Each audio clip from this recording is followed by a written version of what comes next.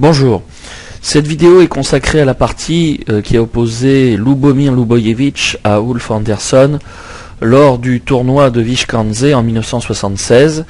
Ce tournoi oppose deux des meilleurs joueurs du monde à cette époque, c'est-à-dire entre le milieu des années 70 et la fin des années 80. Pour ceux qui, comme moi, ont découvert l'actualité échiquienne et le monde des échecs à ce moment-là, c'est vrai que les noms de Lubojevic et Andersson étaient retrouvés régulièrement dans les grands tournois. D'ailleurs, ce tournoi où cette partie s'est disputée, s'est disputé donc aux Pays-Bas, et Lubojevic a gagné ce tournoi.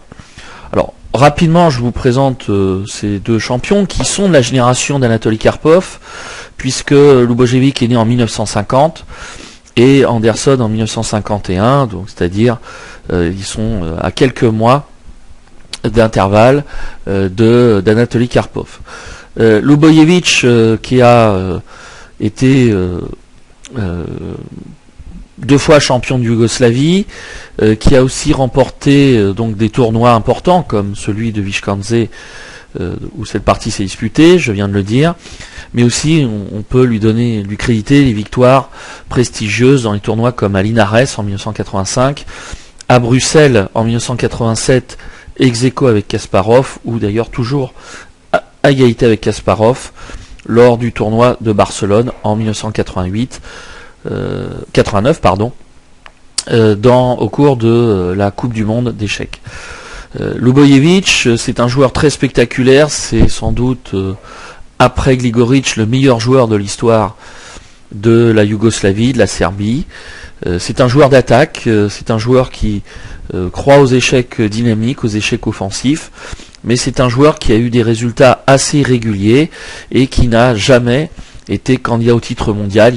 Il a participé à des tournois de qualification, aux tournois interzonaux, peut-être une fois, je crois, à un tournoi des candidats, mais il n'a jamais été un concurrent pour le titre mondial. Ulf Andersson, donc, qui est suédois, a cette particularité d'être à la fois grand maître devant l'échiquier et grand maître par correspondance. Il a été d'ailleurs un des meilleurs joueurs du monde au début des années 2000 dans cette discipline. C'est un joueur qui, au début de sa carrière, était un joueur agressif, mais qui ensuite a changé son jeu pour devenir un maître du jeu de position, du jeu de défense, du jeu de manœuvre, et donc un joueur un style défensif, un peu crispé, un joueur très solide, très difficile à battre. À cette époque, il a même à un moment donné occupé le 4e rang mondial, mais c'est un joueur qui gagnait assez peu de parties. Donc on a affaire à une vraie opposition de style entre ces deux joueurs, et vous allez voir que cette partie est quand même une partie de très haute volée. Donc Lubojevic a les blancs et Andersson a les pièces noires. Donc nous allons maintenant analyser la partie.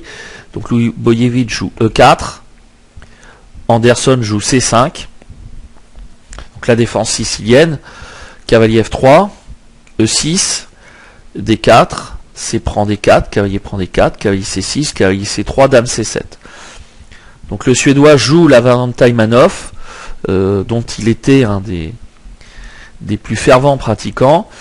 C'est une ouverture qui est solide, qui consiste à un peu comme la variante Khan dont elle est proche, à jouer sur les cases noires avec les pièces, et les cases blanches sont contrôlées par les pions. D'ailleurs, la transposition entre la Taimanov et la Khan est assez fréquente. Alors, c'est une variante qui est assez solide, mais qui a l'inconvénient d'être un peu passive, puisque les noirs, en fait, n'empêchent pas vraiment les blancs de se développer comme ils le souhaitent. Mais c'est vraiment dans le style d'Andersson, qui privilégie beaucoup la contre-attaque.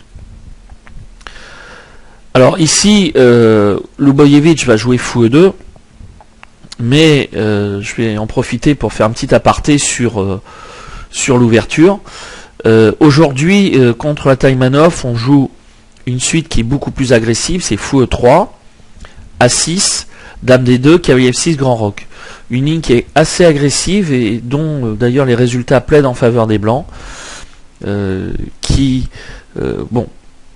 est vraiment une suite très ambitieuse.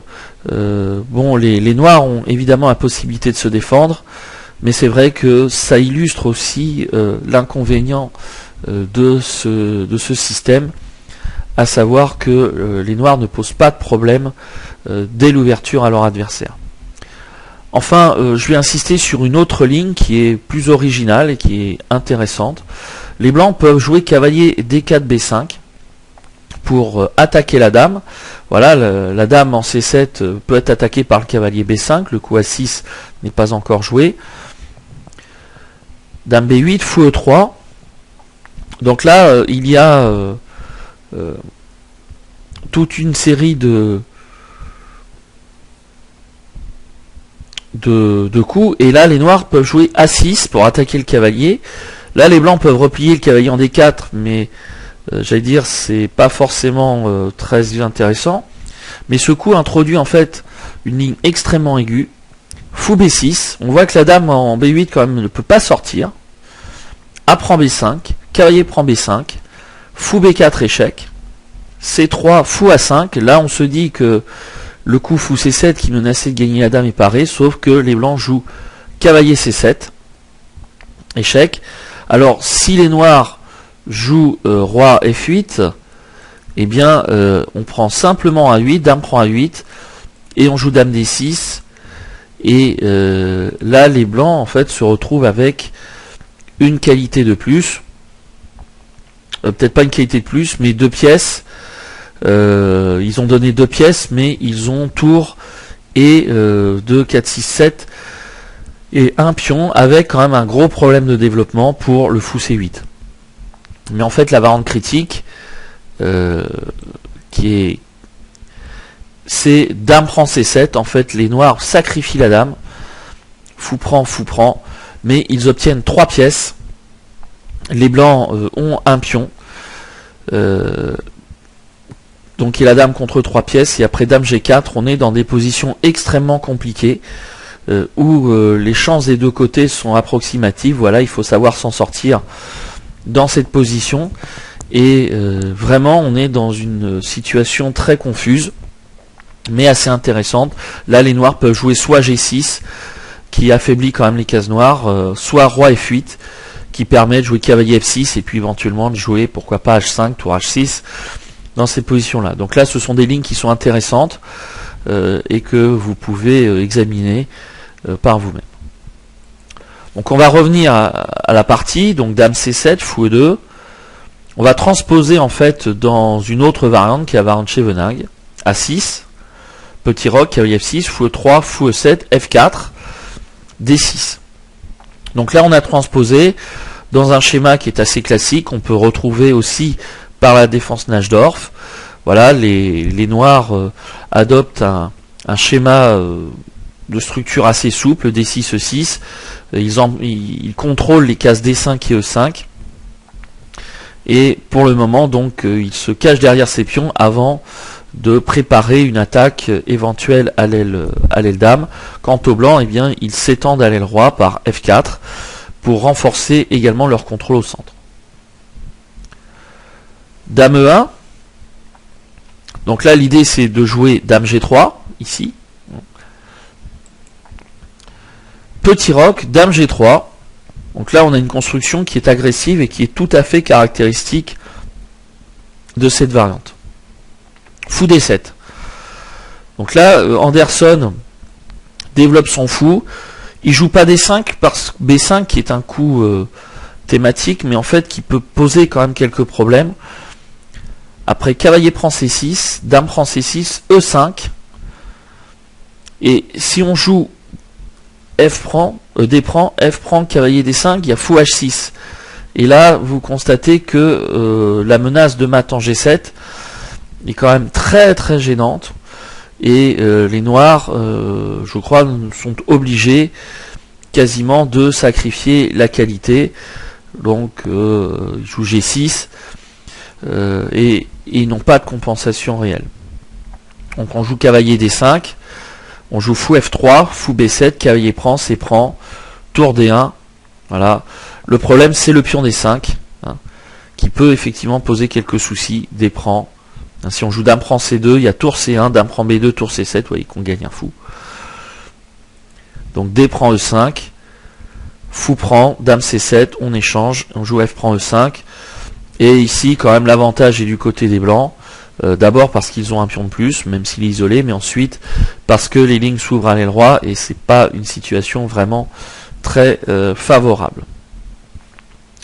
Donc B5 est pas très bon, mais fou D7, donc après ce coup, fou D7 est un bon coup. Là, il y a beaucoup de réponses possibles dans cette situation. On peut jouer roi H1, on peut jouer tour D1, tour E1 avec la tour A dans les deux cas. Mais Lubojevic, lui, joue dans son style d'attaque, il joue E5, il sacrifie un pion pour ouvrir les lignes et pour attaquer donc le roi noir. Là, il n'y a pas tellement de choix, il faut prendre. Et ici, Anderson va prendre ce qui est la meilleure réponse, mais on va voir que il ne peut pas tellement faire autre chose. Alors, s'il joue cavalier E8, eh bien, on joue cavalier prend C6, fou prend C6 et fou D3. Et vous voyez ici que la paire de fous, notamment le fou D3, est braquée contre le roi noir. Le pion E5 est vraiment très gênant parce qu'il bloque, les pièces adverses, notamment la case F6 et évidemment la case D6. Donc ça devient quand même assez délicat. C'est pas une position très agréable. Voilà. Donc là, par exemple, il peut y avoir des coups.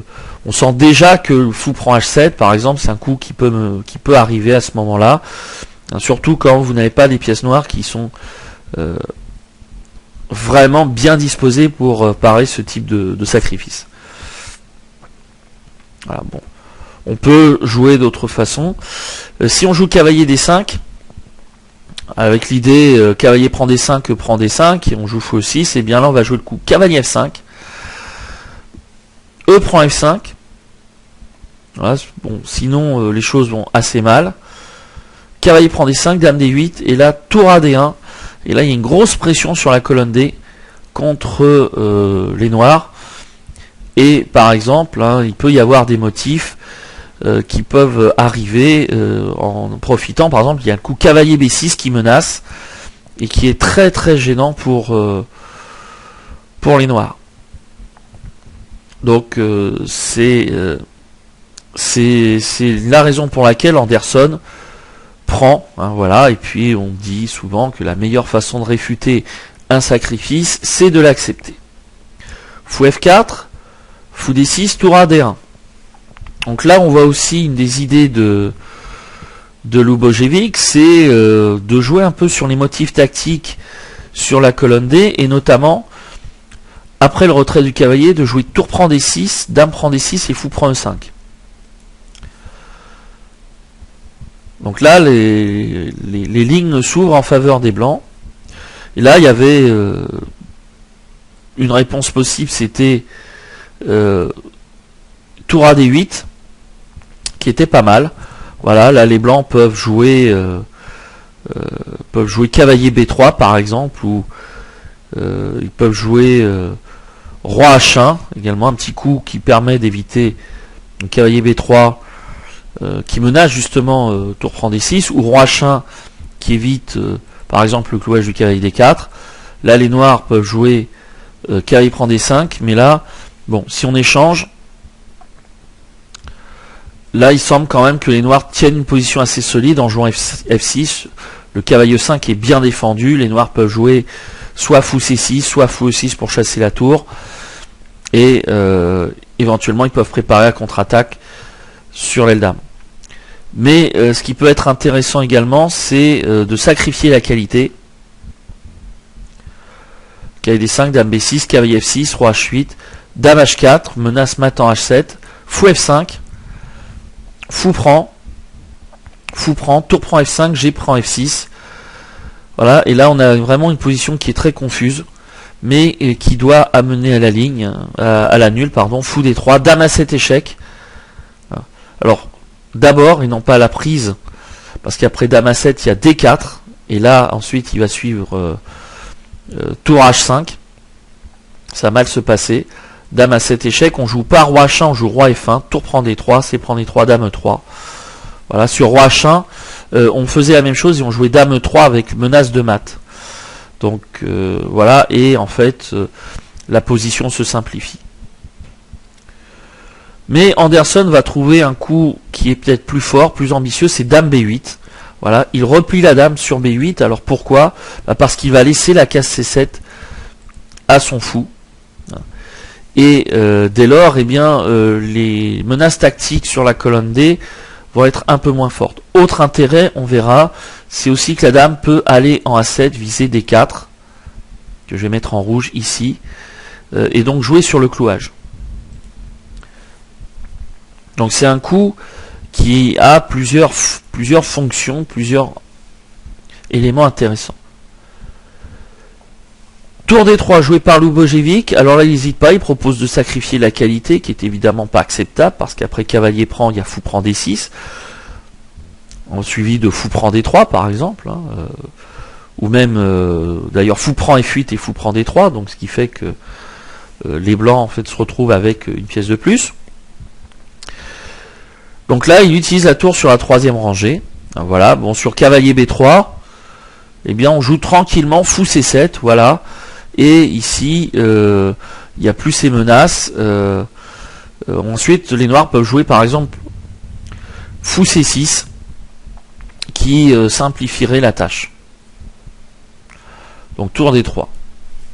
Là, si les noirs jouaient tour D8, tour C8 par exemple, eh bien, là, il y aurait une combinaison justement sur le plan tactique qui est basée sur ce que je disais tout à l'heure, c'est-à-dire l'exposition du fou D6, cavalier prend, fou prend, tour prend, dame prend, fou prend E5, avec l'idée de jouer fou prend F6.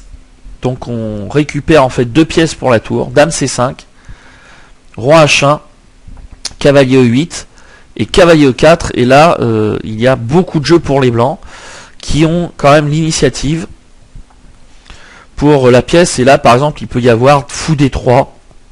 Voilà, et vous voyez ici que toutes les pièces blanches sont braquées contre le roc, alors que la tour A8 n'est pas encore en jeu et que il va falloir d'abord songer à défendre. Donc les noirs, même s'ils peuvent défendre efficacement, quand même vont devoir subir la pression. Donc Anderson, qui est un joueur défensif et assez prudent, joue un coup très sage, c'est cavalier E8, qui a l'avantage également de renforcer la protection du fou en D6. Lubojevic continue par cavalier E4. Donc là, il laisse tout simplement sa tour en prise. Mais Lubojevic, effectivement, continue son offensive, et Anderson, avec son intuition, eh bien, s'aperçoit que c'est très dangereux de prendre. On va le voir pourquoi. Parce qu'après cavalier prend D3, il y a fou prend D6. Et si on prend avec le cavalier, il y a cavalier F6 échec, roi H8, cavalier prend D7, dame C7, cavalier prend F8. Et là, les choses vont très mal. Si on joue tour prend F8, eh bien, il y a cavalier prend E6. Et vous voyez ici l'attaque double, en sachant qu'on ne peut pas prendre en E6 à cause du mat en F8. Donc les choses vont mal. Et là, l'ordinateur avec qui j'ai analysé a trouvé une ligne assez sympa. C'est cavalier prend B2, voilà, dame B3, attaque le cavalier, et si on joue cavalier DC4, eh bien il y a cavalier prend E6, cavalier D4 prend E6, F prend E6, cavalier prend E6, dame C6, cavalier prend G7, roi prend G7, dame C3, roi G8 et tour F5. Et là, malgré la pièce de moins, eh bien les blancs ont quand même l'attaque contre un roi noir qui est quand même assez seul. Donc les choses ne vont pas très bien. On voit aussi que le cavalier en C4 est quand même assez fragile. Voilà. Alors, autre ligne après fou prend D6, c'est de jouer dame A7. Voilà, avec l'idée fou prend F8, dame D4, roi H1 et roi prend F8. Fou prend D3, fou B5. Voilà, en fait, on a, par un jeu d'équilibre, réussi à rétablir la position Mais là, il y a un coup extraordinaire qui fait pencher la partie, c'est C3. Voilà, on prend pas le cavalier, on prend pas la tour, on protège le cavalier, et en fait, de toute façon, la tour en F8 ne peut pas s'en aller. Le cavalier en D3 est toujours menacé. Et si on joue cavalier prend D6, on joue cavalier échec, roi H8, et fou prend D3. On peut prendre en D7, mais fou prend D3, c'est encore plus fort. Et là, il y a des menaces contre H7. On peut jouer dame H4, qui est tout de suite radical. Si on joue par exemple fou B5, voilà, on protège le cavalier. Là, on va jouer fou prend H7, fou prend F1, et là le coup qui fait mal, c'est fou G6. Et là ensuite, eh bien, il va suivre un coup d'échec à la dame, pardon, sur la colonne H, suivi dame H7. Donc voilà le genre de coup qui peut arriver très vite. Je vous propose d'autres lignes après fou D3, c'est G prend F6, dame H4, F5, mais là on joue dame F6 échec, roi G8 et tour F3 suivi de tour G3, et les noirs ne s'en sortent pas en fait.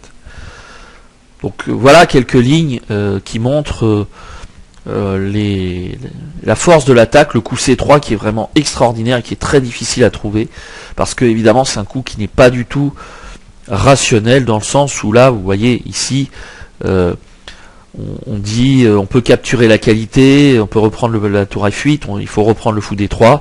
Non, au lieu de capturer, on laisse en prise. Et par contre, c'est vrai qu'on empêche toute la contre-attaque sur la dame en A7, sur dame D4. Donc Anderson joue fou C7, il joue un coup encore une fois très prudent, très sage. Et comme je l'ai dit tout à l'heure, fou C7 supprime tous les motifs liés à d'éventuels sacrifices sur D6. Tour C3, là, il y a cavalier D3 qui menaçait. Mais il y a quand même la menace tour prend C7, suivi de fou prend E5. Donc là, il faut défendre. Par exemple, sur fou C6, il y a cavalier prend, fou prend C7, dame prend C7, cavalier échec, roi H8 forcé, dame prend, cavalier D7, tour F8, tour prend F7, roi G8, tour F1. Et là on entre dans une finale qui paraît quand même favorable aux blancs, parce que ils ont récupéré leur pion, mais leur structure est meilleure. Et puis les noirs ont quand même du mal encore à s'activer. On voit par exemple qu'un coup comme cavalier B6 ou comme cavalier C5 peut gêner pas mal les pièces. Le fou en E2 peut jouer un rôle intéressant. Bref, c'est le genre quand même de position qui est pas très facile à jouer pour les noirs, même si ça n'est pas perdant. Donc fou C6 ne marche pas, mais Anderson joue cavalier C6 qui a aussi l'avantage de menacer le cavalier D4.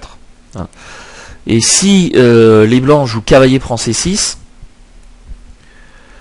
eh bien on peut peut-être jouer fou prend F4 ou fou prend C6. Mais sur fou prend C6, voilà, ça rejoint la ligne tout à l'heure. Si on joue fou prend C6, dame prend C7, voilà. Mais c'est pas forcément très bon. Par contre, on peut jouer peut-être fou prend F4. Si on joue cavalier prend D8, fou prend G3, cavalier prend D7, c'est pas forcément très très bon pour les noirs. Il faut que je regarde. Donc cavalier prend C6, oui, fou prend F4, cavalier prend B8, fou prend G3. Là on joue cavalier prend D7 et on gagne. Puisque là on va se retrouver avec une pièce de plus, avec même carrément une tour de plus. Non, mais sur fou prend C6, fou prend. Si on joue cavalier F6 échec, roi F8, dame prend, cavalier D7. Là on peut jouer par contre, alors on peut peut-être jouer cavalier D5, voilà, qui est peut-être le coup un peu meilleur que dans la position tout à l'heure. Là les blancs jouent tour prend C6, B prend C6, cavalier prend F8, tour prend F8, Et là, il y a un pion de plus pour les noirs, mais bon, les blancs récupèrent par fou prend A6. Et c'est quand même une position qui est quand même meilleure pour les noirs. Voilà, donc voilà, c'est ça. J'avais pas vu cette suite-là. En tout cas, on peut dire merci à l'ordinateur pour trouver ces lignes-là. Donc là, Lubojevic joue fou prend C7. Avec l'idée dame prend C7, encore une fois. On rejoint encore une fois des lignes similaires. Cavalier F6, roi H8, on prend la dame, on joue cavalier D7, cavalier prend D4 et on joue fou D3. Oui, parce que sur tour prend C7, eh bien, on joue cavalier prend E2. Oui, c'est sans doute très fort ça, cavalier prend D4. Roi F2, tour C8. Voilà, tour prend, roi prend, tour prend C2. Ça donne une bonne finale. Ça donne un avantage au blanc, voilà, sur cavalier prend D4, on disait fou D3. C'est encore plus fort fou D3 dans cette position, je vais revenir, hein, pour que ce soit simple. Pardon, dame prend C7, cavalier F6, roi H8, on échange. Fou D3, parce qu'en fait là il y a un problème, c'est la menace tour prend C7, et si on joue cavalier DB5, et bien là vous constatez quand même que les blancs peuvent gagner soit par cavalier prend F8, soit par tour C5, qui attaque le cavalier, qui menace A4 en fait, et le cavalier et la tour F8 est en l'air. Si on joue tour D8, on joue cavalier B6, tour à B8. Là déjà, bon, on peut prendre en F7, on récupère le pion, c'est déjà pas mal, mais on peut peut-être jouer A4, tout simplement, et on gagne une pièce puisque le cavalier en B5 lâche la défense de son homologue en C7 s'il se retire. Donc là c'est tout simplement gagnant. Donc là quand même il faut voir dans cette position qu'il y a beaucoup de menaces tactiques pour les blancs et que les noirs ne sont vraiment pas à l'aise. Mais Anderson, qui comme les grands défenseurs est un grand tacticien, il ne faut jamais oublier que des champions de la défense comme l'étaient Karpov ou Petrosian ou Capablanca étaient des joueurs qui étaient très très forts dans les calculs. Il faut avoir du sang-froid, il faut faire confiance à ses capacités de calculer les variantes.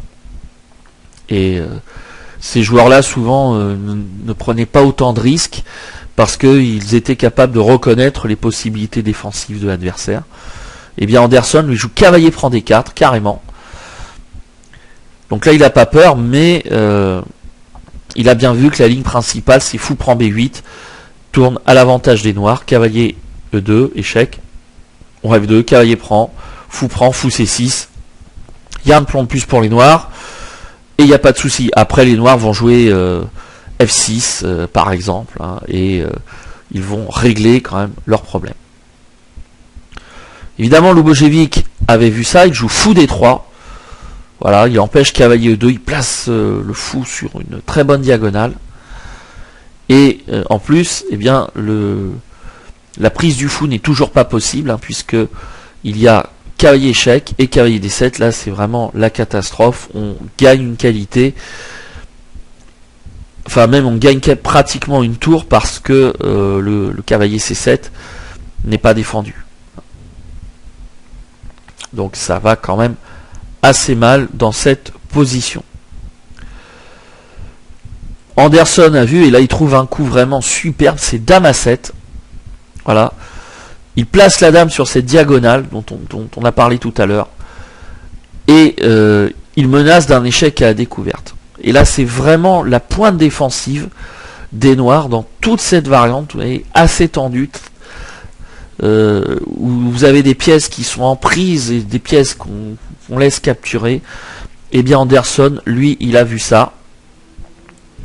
Lubojevic aussi, mais c'est dire à quel point on est dans un niveau d'intensité dans cette partie où l'attaque et la défense s'équilibrent.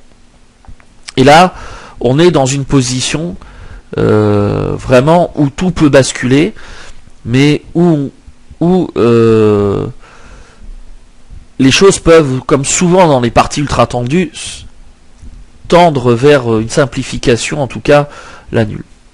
Et là, les blancs ont évidemment plusieurs options. Ils peuvent jouer roi H1 pour éliminer le clouage, mais c'est vraiment un coup très très mou, et on n'est pas dans le genre de position où il faut jouer des coups à demi-mesure. Les noirs jouent cavalier F5. Et si on joue dame E5 par exemple, ou dame H3, là les noirs jouent dame D4, et ils ramènent la dame en défense, ils centralisent, ils ont un pion de plus. Alors les blancs ont évidemment toujours la possibilité de continuer, par exemple jouer G4, qui est un coup intéressant, même si les noirs peuvent peut-être jouer dame E3, dame G2, cavalier H4, d'accord. Et là on est vraiment dans des situations compliquées, mais où les noirs quand même semblent capables de repousser cette position. Là il y a un coup évidemment auquel on pense, c'est dame F2. Voilà, on élimine l'échec à découverte, mais c'est un coup quand même un peu défensif, hein. Voilà, la dame en F2 elle joue plus le même rôle qu'en G3, mais là les noirs peuvent jouer soit fou C6, soit F5. Et là, bon, je vais vous donner quelques lignes. Alors si on joue fou G3 qui est le meilleur coup, cavalier E2 échec, fou prend E2, F prend E4, dame prend A7, tour prend, roi prend, tour prend, fou E5. On se retrouve dans une finale avec un pion de plus pour les noirs, mais quand même beaucoup de compensation pour les blancs, à savoir la paire de fous, quand même la difficulté de la tour de jouer, le pion doublé, mais ceci dit, par exemple, les blancs ne peuvent pas rentrer dans le camp adverse. Vous voyez que le pion E4 empêche d'utiliser les cases D3 et F3. Les noirs peuvent jouer tour A8 et fou C8, donc et ils peuvent jouer aussi fou C6. Et on voit que par exemple que le cavalier E8 et le fou D7 jouent un très bon rôle défensif, donc on est dans une finale équilibrée, mais qui sera quand même difficile à gagner. Lubojevic n'a pas joué tout ça évidemment pour faire nul, il joue le coup le plus agressif, c'est cavalier C5, voilà. En plus il menace cavalier D7, il menace beaucoup de choses, et puis il découvre la diagonale du fou en D3. Donc on est encore une fois à un moment où la tension dans la partie est vraiment énorme, on va atteindre son paroxysme, mais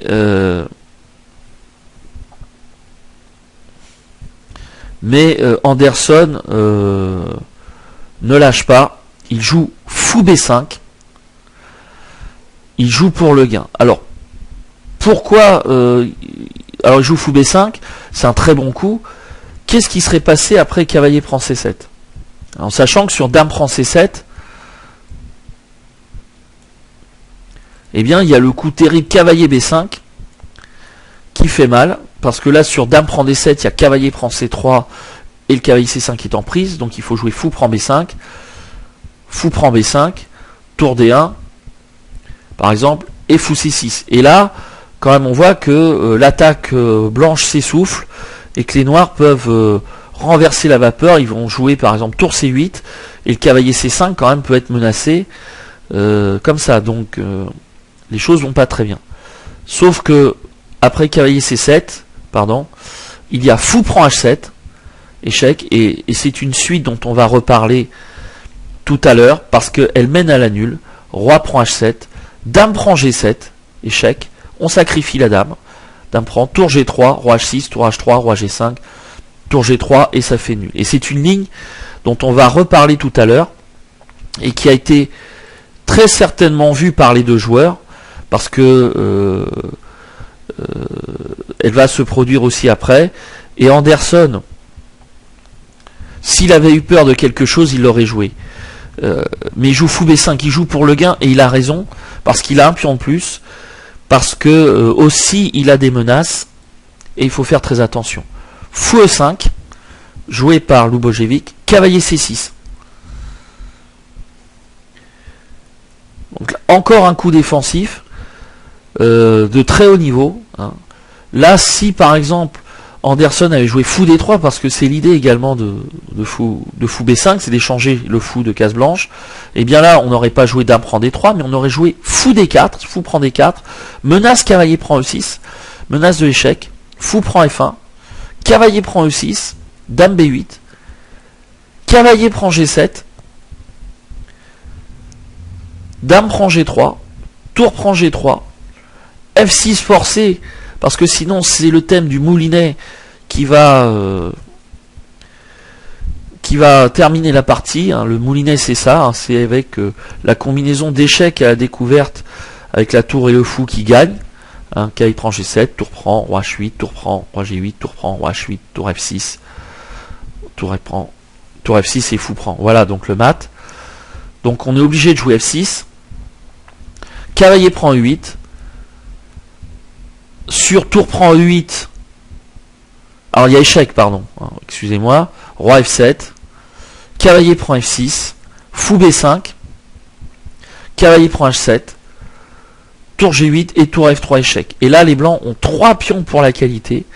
C'est quand même beaucoup trop. Déjà 2, ça équilibre sur le plan matériel. Mais 3 c'est beaucoup trop. Et les blancs ont quand même un avantage extrêmement important. Bon, fou prend D3 n'est pas bon dans cette position. Anderson va jouer cavalier C6. Il menace quand même d'échanger le fou en E5. Et si le fou en E5 disparaît, bah, c'est quand même une grande partie de l'attaque qui s'envole. S'il y a échange en E5 et en D3, les blancs n'ont quasiment plus de chance d'attaquer. Et là, donc, on est au moment critique de la partie. Et Lubojevic va jouer le coup que tout joueur d'échecs rêve de jouer au moins une fois dans sa vie, c'est fou prend H7 échec. Il sacrifie le fou en H7. Roi prend H7.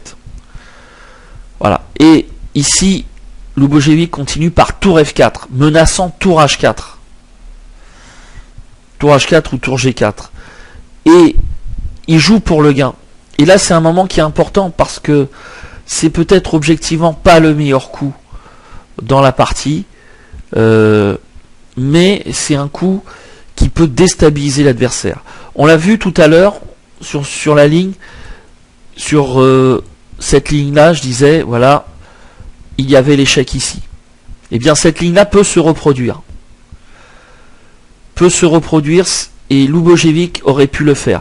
D'ailleurs, il aurait pu jouer en G7 avant de sacrifier en H7. La position aurait été la même.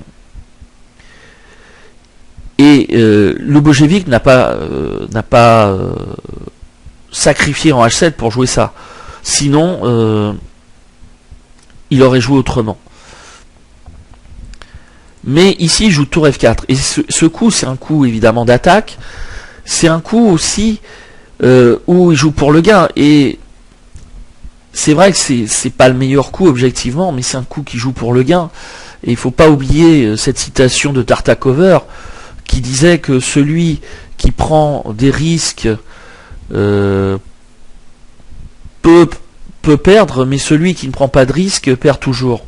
En tout cas, il voulait dire que celui qui joue pour le gain, qui prend des risques, prend un risque de perdre, mais il peut prendre aussi le risque de gagner, alors que celui qui n'en prend pas risque toujours de perdre. Alors c'est un peu excessif, mais en tout cas c'est pour pousser justement, en tout cas c'est pour dire qu'il faut quand même essayer oser. Et là, tour F4, c'est un coup qui est quand même assez osé, parce que Lubojevic dit à Anderson, j'ai vu la combinaison de nul, mais je ne la joue pas parce que j'ai vu autre chose. Et là, c'est un coup psychologiquement qui peut faire très mal. C'est-à-dire que là, il joue pour le gain et il peut induire son adversaire dans le doute, dans la mesure où son adversaire va dire mais pourquoi il joue ça? Est-ce que c'est une erreur de calcul ou alors il a vu quelque chose? Et c'est ce qui va se passer. Anderson, voyant ça, va jouer d'une manière, j'allais dire, pas agressive. Là, il a joué des coups très ambitieux, très agressifs, très tendus, et Anderson va être pris par le désir de sécurité. Après tour F4, il va jouer F6. Et F6, c'est pas un mauvais coup, mais c'est pas le coup le plus critique. Le coup le plus critique, c'était bien évidemment de prendre E5. tour H4, échec, roi G8, dame prend E5.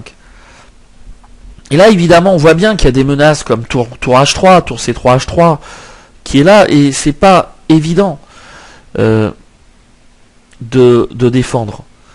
Mais bon, il y avait des coups. Alors, par exemple, bon, faisant tourner la machine, on disait fou D7. C'est un coup absolument incroyable, fou D7. C'est un coup qui est quasiment introuvable. Parce que là, on a le fou qui se met en position de prise, même si le cavalier ne peut pas le capturer. L'idée, c'est de défendre F6, mais après tour D3, qu'est-ce qui se passe? On joue fou C8. Et là, l'ordinateur donne avantage au noir. Dame H5, F5. Là, ça a l'avantage de laisser, évidemment, la case F7 en fuite, mais de pouvoir jouer dame prend C5. Donc les blancs doivent jouer B4, B6. Et là, le cavalier peut pas s'en aller sur cavalier B3.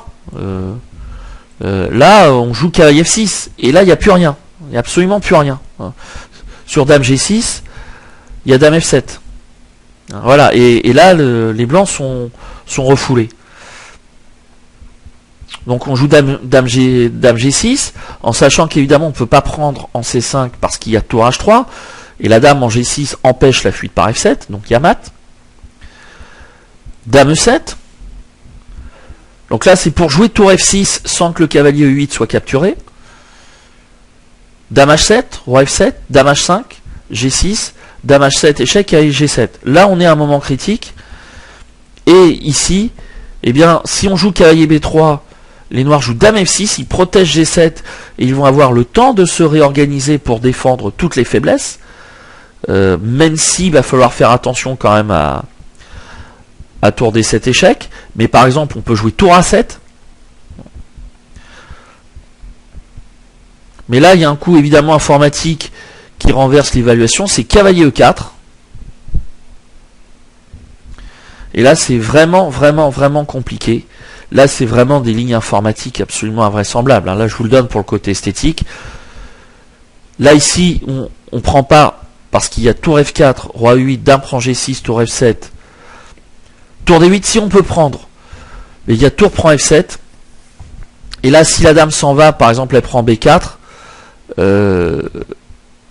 Ici, il y a tout simplement dame G5 ou dame F6, roi E8. Et puis, on joue dame prend G7. Et si on joue dame E1 échec, ben on joue tour F1. Et si la dame s'en va, il va y avoir tour F8 mat. Sauf si on joue en B4. Mais là, on va jouer dame F7, roi D8 et tour D1. Donc là, on est obligé de donner la dame. Donc là, et c'est tour A7 qu'il faut voir comme coup défensif. Tour prend, dame prend E4, cavalier E8. Et là, on est dans une position extrêmement compliquée. Avec les blancs qui ont face à eux tour, fou et cavalier pour la dame. C'est pas suffisant, mais ils ont 2 pions de plus. Donc ça compense.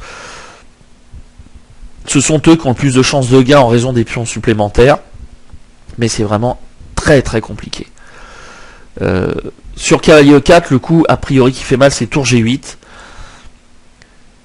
Qui permet aussi de jouer roi F8. Et si on joue tour G3, alors on ne prend pas en E4, parce qu'il y a dame prend G6 et tour F4. Mais on joue roi F8, tour prend G6, dame D8, et là on est vraiment dans des choses archi compliquées. Dans cette position, il semble, en tout cas l'ordinateur dit qu'après cavalier F6, les noirs peuvent faire nul par dame D1 et dame C2, tellement évidemment, là le roi blanc n'est plus protégé pour éviter les échecs perpétuels, mais les noirs ne peuvent pas faire autre chose que de prendre ça. Donc là, je vous invite à regarder ces analyses absolument hallucinantes. On va revenir quand même toujours sur la ligne cavalier prend E5. L'autre ligne analysée, c'est après tour H4, roi G8, dame prend E5, dame B6.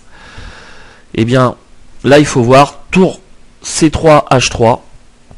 Et là, les analyses proposent F6 avec l'idée d'échanger cavalier D6, cavalier prend, tour HU. Et là, la position, on est en finale.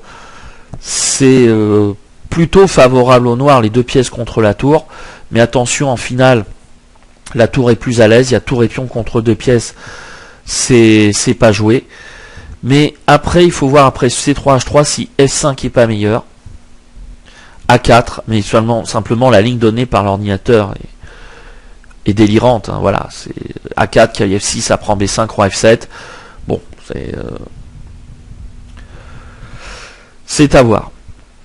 Enfin, il y a quand même une dernière chose qu'on peut quand même examiner dans cette position, tour F4, donc c'est F5, qui à mon avis est la suite vraiment critique. Tour H4, roi G8, dame G6, cavalier prend E5, dame prend E6, échec. Alors par contre, si on joue cavalier F7, ce qui est naturel, bah là on va jouer tour C3, H3 et il va y avoir mat. Mais sur tour F7, dame prend E5, tour D8, tour H3. Mais là, les noirs gagnent a priori. Tour D1, roi F2, tour F1, roi G3, F4, roi G4, F6, roi G5. Mais il y a d'autres lignes qui peuvent gagner aussi. Hein, voilà, c'est tour CH3. On peut peut-être jouer simplement. On propose tour E7. Ouais. Tour E7 parce qu'après dame prend E7. Eh bien il y a tour D1, échec, roi F2, tour F1, roi G3. Et il y a dame B8. Waouh, qui fait très mal. Hein, parce que sur tout simplement il y a mat, hein, c'est pas possible. Et sur roi E3 évidemment on joue tour E1. Donc là F5 a priori c'était le coup qui réfutait la suite, mais c'est encore une fois très compliqué à voir, très difficile à voir dans cette position là. C'était probablement le coup qui réfutait tour F4. Donc on va revenir dans cette position critique et Anderson joue F6, le coup, j'allais dire sécuritaire, sécurisant. Tour H4, roi G8, dame H3, vise non seulement H8 mais aussi E6. Et donc on ne peut pas laisser E6 comme ça. F5 fait nul. F5 fait nul. Parce que les blancs, a priori, n'ont peut-être pas mieux que jouer tour H8 et dame H5. Et dame H5, dame G5.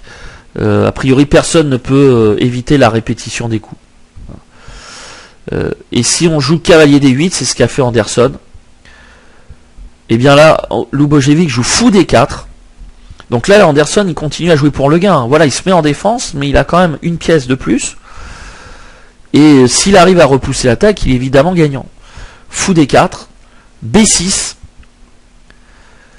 Donc là, par cavalier prend E6, en tout cas la menace à découverte, cavalier prend E6. Donc ici par contre, il ne faut pas jouer tour H8, roi F7, parce que là, après l'échange, cavalier prend, dame prend E6, dame F7, là il n'y a plus d'attaque. Il reste une pièce de moins quand même. Même si les blancs vont récupérer des pions, ça suffit pas. Donc cavalier prend E6, cavalier prend E6, échec, cavalier prend, dame F7, échec, dame E4. Nous sommes au 30e coup de la partie, et c'est là où la ténacité de l'attaque de Lubojevic, qui attaque depuis le 11e coup, depuis qu'il a sacrifié le pion en E5, eh bien ce moment-là est terrible. Là, il menace dame H7, hein, et il menace dame prend A8. Et là, Anderson joue G5. Et là, c'est le coup qui perd. Là, il fallait prendre en A2. Alors, évidemment, on pouvait dire s'il joue dame prend A8, mais là, il y a dame B1 échec. Là, il y a contre-attaque. Roi F2, dame F1, roi G3, dame E1 échec, roi H3, fou D7. Et si on joue G4, il y a G5. Et là, il y a G5. Et là, si la tour va en H6, par exemple, eh bien, on va jouer dame F1, roi G3, dame F4 échec, roi G2, dame prend G4. Et là, le fou D4 va disparaître. Si on joue tour G3, il y a dame prend D4. Et on voit ici que la dame en A8 est complètement hors jeu, elle peut pas revenir vers le centre, elle peut pas revenir attaquer le roi noir, pardon. Et en plus, là, il y a des menaces comme cavalier G7, il y a le fou aussi qui peut intervenir, le fou D7. Et les noirs ont l'avantage matériel, hein. Ils ont 2 pièces et un pion de plus contre une tour. Hein. Et en plus, les blancs peuvent pas jouer tour H3 puisqu'il y a fou prend H3. Donc, dame prend A2, ça sauvait. Et les blancs étaient obligés de jouer dame H7, roi F7, dame H5. On joue pas G6 parce qu'il y a l'échec. Voilà, tour C7, ça fait mal, roi E6. Tour E4, roi D6, dame prend G7. Et là, par contre, dame B1, bah, ça ne marche plus. Parce qu'il y a roi F2. Et puis si on joue dame F1, bah, on joue roi G3 simplement. Et là, il n'y a plus d'échec. Il n'y a plus d'échec possible. Donc là, en plus, il y a menace de mat en E7. Donc, c'est assez clair. Donc les blancs, après dame H7, roi F7, dame H5, roi G8, les blancs ne peuvent pas faire autre chose parce que ils ont quand même, vous le voyez, une pièce de moins et les noirs peuvent contre-attaquer. Mais après G5, alors je ne sais pas pourquoi, sur quoi comptait Anderson. Sans doute, bon, il voulait jouer tour A7 très certainement. Et il avait calculé dame prend A8. Hein, voilà, effectivement, sur dame prend A8, bah là il y a G prend H4. Et effectivement, là, par exemple, il n'y a plus tour G3 échec. Il manque des pièces blanches à l'attaque. Mais Lubojevic joue tour H6, pardon, avec la menace tour G6 échec suivi de tour H3. C'est absolument terrible. Tour A7, tour H3, vous voyez ici, menace tour H8 et de mater ensuite en H7. Dame G7, c'est le seul coup. Tour G6, déjà gagne la dame. Tour F8, F7, et là, bon, on peut prendre en G7, mais on peut jouer avant C4. Et C4 a pour but de dévier le fou de la défense du fou E8, ou alors de pratiquer la rupture de la défense sur la 7ème rangée, et donc au 34e coup, après C4, Anderson préfère abandonner. Pourquoi? Parce qu'après fou prend C4, comme je l'ai dit, il y a dame prend E8 échec, suivi de tour prend G7, donc là, évidemment, la perte matérielle est énorme. Si on joue fou D7, eh bien on joue tour prend, cavalier prend, dame H7, roi F8, tour E3, et vous voyez ici que il y a la menace dame H8 échec et mat. Et ici, si on joue fou E6, eh bien on joue dame H8, roi E7, et puis on joue un petit coup comme fou prend V6, qui menace au passage de jouer C5 ou fou C5 échec. Et si par exemple la tour s'en va en B7, il y a fou C5 échec, pardon, il y a dame D8 échec et mat, j'ai oublié ça d'ailleurs. Donc comme ça, c'est réglé, il faut jouer tour D7. Et donc ici, il y a fou C5 échec, et vous voyez ici qu'après tour D6, bah là on peut prendre en D6 évidemment. Ou on peut jouer carrément dame B8, dame C8, enfin voilà, c'est la Bérésina. Enfin à noter que si les noirs jouent tour à E7, eh bien on échange, voilà, et on joue dame D5 et on rafle le fou. Voilà, donc dans cette position, Anderson a perdu, il a abandonné donc cette partie, et donc c'est une magnifique victoire de Lubojevic. Alors qu'est-ce qu'on peut retenir de cette partie? Bah, tout d'abord, quand même que pour qu'une partie soit belle, il faut qu'il y ait 2 joueurs, et Anderson a perdu finalement la partie sur une erreur. Il a commis une faute, une grosse faute, et il a commis une faute moins importante qui aurait pu lui donner sans doute l'avantage si ce n'est le gain. Mais c'est vrai que le coup G5 ici, c'est le coup qui perd la partie, et il aurait mérité la nulle. Et donc la leçon à retenir, c'est aussi que pour gagner, il faut parfois prendre des risques. Et également la notion d'attaque et défense. Il faut avoir beaucoup de sang-froid pour de la part des deux camps. Et que, encore une fois, la meilleure défense, c'est aussi l'attaque, que ce soit pour Anderson ou que ce soit pour Lubojevic. Voilà, donc j'espère que vous avez apprécié cette vidéo et des analyses qui sont un peu fouillies, en tout cas très, très importantes, mais c'est vraiment une partie superbe, très agréable, qui, en tout cas, moi, m'a beaucoup plu à commenter et analyser pour la préparer. Voilà, donc j'espère que vous avez également partagé ce même plaisir et j'espère vous retrouver pour l'analyse d'une autre partie d'échecs. Merci.